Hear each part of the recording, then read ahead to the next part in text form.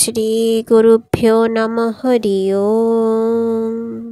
এখন আমরা পড়ব স্বামী শান্তরূপানন্দ মহারাজের লেখা শ্রী রামকৃষ্ণ চিত্রকথা বইটি থেকে।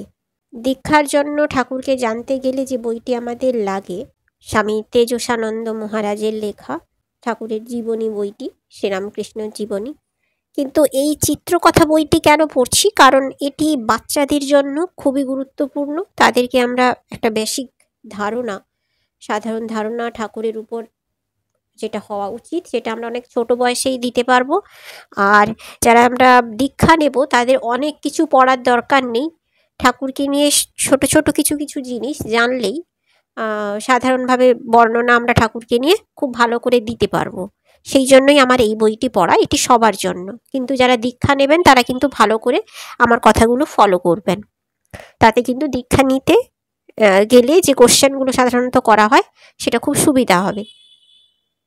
আজকে যেটা আমরা পড়ব, গদাধরের জন্ম, অর্থাৎ আমাদের এই অবতার পুরুষ ঠাকুর, আমাদের জীবনের পথপ্রদর্শক, আমাদের সঙ্গী, চিরজীবনের সঙ্গী, আমাদের জন্ম জন্মান্তরের পিতা, যিনি এবার ধরাধামে জন্মাচ্ছেন। এই আমাদের উজ্জ্বল জ্যোতির্ময়ের জন্ম কিভাবে হচ্ছে সেটি আমরা জানব। দিনের পর দিন যায়, ক্রমে ঋতুরাজ বসন্ত সমাগত। আজ ফাল্গুনী শুক্লা দ্বিতীয়া, 1836 খ্রিস্টাব্দের 18ই ফেব্রুয়ারি, 1242 সালের 6ই ফাল্গুন, বুধবার। এবার আমরা এর আগে পড়েছি কিভাবে আমাদের ঠাকুরদা অর্থাৎ ক্ষুদিরাম চাটুর্যে এবং আমাদের ঠাকুমা চন্দ্রা দেবীর দিব্য দর্শন হয়েছিল। তারা কিভাবে ঠাকুরের জন্মের আগে কি কি দেখেছিলেন সেগুলো বর্ণনা এখন আমরা জানবো। এবার ঠাকুর ভূমিষ্ঠ হবেন। ইংরেজি সালটা ছিল 1836 খ্রিস্টাব্দের 18ই ফেব্রুয়ারি, আর তিথিটা ছিল শুক্লা দ্বিতীয়া, ফাল্গুন মাসের শুক্লা দ্বিতীয়া তিথি, শুক্লপক্ষে ঠাকুর জন্মেছিলেন। আর বাংলা সালটি ছিল 1242 সালের 6ই ফাল্গুন, বুধবার ছিল দিনটি। আর যে ঋতু চলছিল তখন সেটা কিন্তু বসন্ত ঋতু, অর্থাৎ সমস্ত কিছু অনুকূল ছিল ঠাকুরের জন্মের জন্য। বসন্তকাল, ঋতুরাজ বসন্ত, সেই সময় ঠাকুর জন্মাচ্ছেন সেই মাসে। আমরা এবার এইটুকু জানলাম যে কোন সালে, কত তারিখ, কোন তিথিতে, কোন দিনে ঠাকুর জন্মালেন। এবার পড়ব, রঘুবীরের পূজা ও সন্ধ্যাবেলার ভোগ হয়ে গেল। রাত্রে খাওয়া দাওয়া সেরে চন্দ্রাদেবী ও ধনী কামারিনী এক ঘরে শুলেন। শেষ রাত্রে চন্দ্রাদেবী অন্যরকম অনুভব করলে তখন ধুনির সাহায্যে ঢেঁকিশালে চলে গেলেন, কেননা সেটাকে আঁতুড় ঘর করা হয়েছিল। কিছুক্ষণ পর এক দিব্যকান্তি পুত্র সন্তান জন্মগ্রহণ করলেন। সন্ধ্যাবেলা রঘুবীরের আসলে আমার ঠাকুরদা এবং ঠাকুমা দুজনেই কিন্তু খুব ধার্মিক ছিলেন, যেটি আমরা প্রথম থেকেই পড়ে এসেছি। এই ধার্মিক পরিবারটি সকাল থেকে রাত অবধি ঠাকুরের সেবা বেশি করে করতেন এবং ওনাদের উদ্দেশ্যই ছিল ঈশ্বরের সেবা করা। তো সেখানে সন্ধেবেলাও ঠাকুরকে ভোগ দেওয়া হতো। তো রঘুবীরের পুজোর ব্যবস্থা হতো বাড়িতে, যেহেতু রঘুবীরের শিলা ছিল সেটি পুজো করা হতো। তাকে ভোগ দিয়ে রাতের খাওয়া সবাই সেরে নিয়েছে। এবার আমাদের ঠাকুমা, ওনার যেহেতু প্রসব হবে সেই সময়, তো তাই ধনী কামারিনীকে এসে থাকতে বলেছেন, আর ধনী কামারিনী ঠাকুমার সাথে শুয়েছেন। যখন ভোর হয়ে আসছে তখন কিন্তু একটু পেটে ব্যথা উঠেছে আর অন্যরকম অনুভব করছেন। তখন ধরে ধরে নিয়ে যাচ্ছেন ধনী কামারিনী ঢেঁকিশালের দিকে, কারণ আঁতুড় ঘরটা ওখানে করা হয়েছে। তখনকার সময়ে আঁতুড় ঘর হলে সেখানে কেউ প্রবেশ করতো না, বাড়ির মহিলারা ছাড়া, এবং সেটিকে একদম আলাদা করে করা হতো। আমরা কামারপুকুর গেলে ঠাকুরের যে মেন মন্দির, যেখানে ঠাকুরের মূর্তি বসানো আছে, সেইখানে ছিল ঢেঁকিশালটি, তার উপরেই কিন্তু মন্দিরটা গড়ে উঠেছে। সেইখানে সেই ঘরে নিয়ে যাচ্ছেন, আঁতুড় ঘর ওটাকেই করা হয়েছে। এবার কিছুক্ষণের মধ্যে আমাদের ঠাকুর এবার জন্ম নিলেন, আমাদের রক্ষার জন্য অবতার জন্ম নিয়েছেন। সেই শুভক্ষণ, সেই সুন্দর সময় আমাদের ঠাকুর ধরাধামে এসেছেন। ধনী দেখলেন সদ্যজাত শিশু হড়কাতে হড়কাতে উনুনের ভেতরে ঢুকে গেছে। সেখানে সারা গায়ে ছাই মেখে নিঃশব্দে পড়ে আছে। তাকে তুলে গা পরিষ্কার করে দেখলেন অদ্ভুত এক প্রিয়দর্শন বালক, যেন 6 মাসের ছেলের মতো বড়।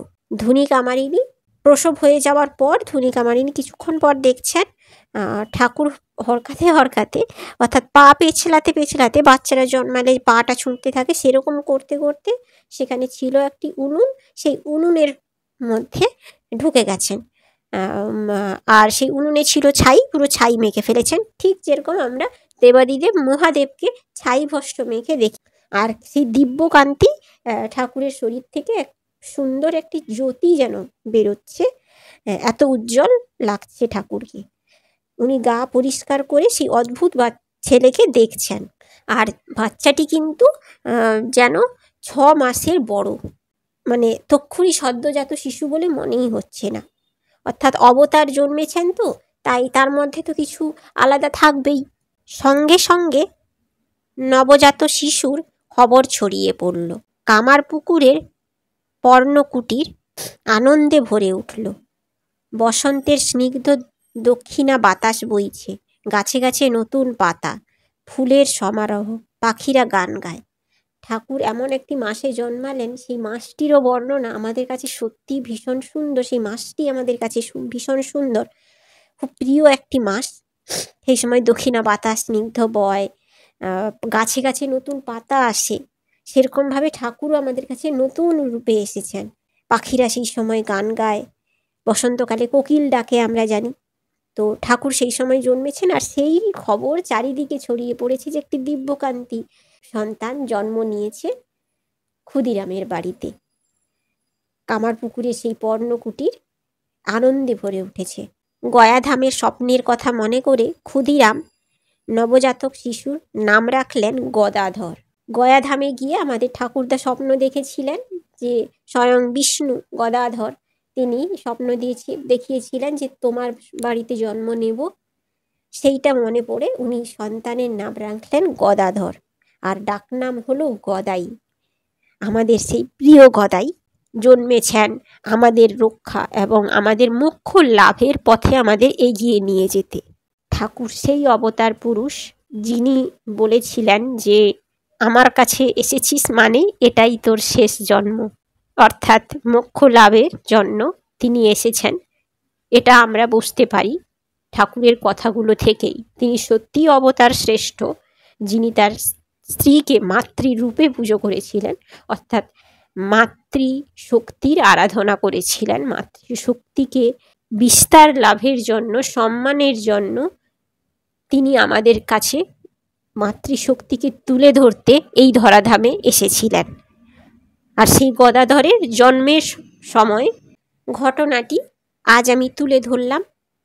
ঠাকুরকে আমাদের জানতে হবে, এইভাবে জানলেই আমরা ঠাকুরের কাছে পৌঁছতে পারবো, ঠাকুরকে জানতে পারবো এবং পরম আনন্দ লাভ করব।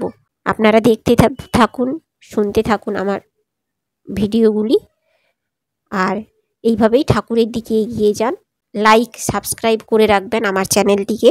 ওম শান্তি শান্তি শান্তি। হরি ওম তৎসৎ। শ্রীরামকৃষ্ণার্পণমস্তু।